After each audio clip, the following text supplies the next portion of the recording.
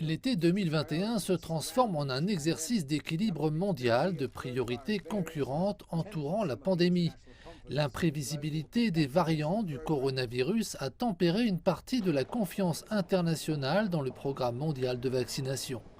La semaine prochaine, les dirigeants du G7 se rendront au Royaume-Uni pour débattre des positions divergentes sur les voyages internationaux, la coopération en matière de soins de santé, le partage de données et l'importance de normes cliniques solides.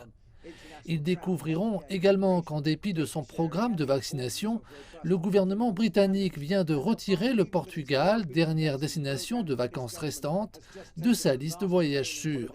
Même sur les marches du sommet des ministres de la Santé du G7 à Oxford, le message du gouvernement britannique avait un air de déjà-vu.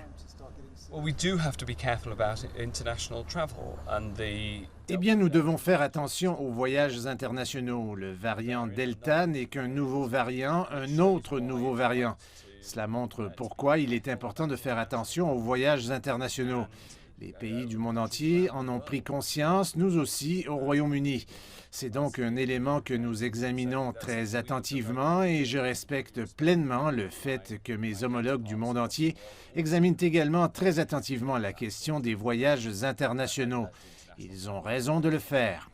L'ordre du jour du sommet inclut la sécurité de la santé mondiale, le partage de données et les essais cliniques. Mais il sera dominé par les vaccins, l'approvisionnement équitable en vaccins ainsi que la production internationale de vaccins. D'autant plus que les pays invités sont l'Inde, la Corée du Sud, l'Afrique du Sud et l'Australie. Ils se joignent au débat à distance. La pression est forte, dont celle de Washington, pour permettre à d'autres pays de produire les vaccins d'AstraZeneca, Moderna et Pfizer dans leurs propres usines. La Grande-Bretagne et l'Allemagne y sont opposés.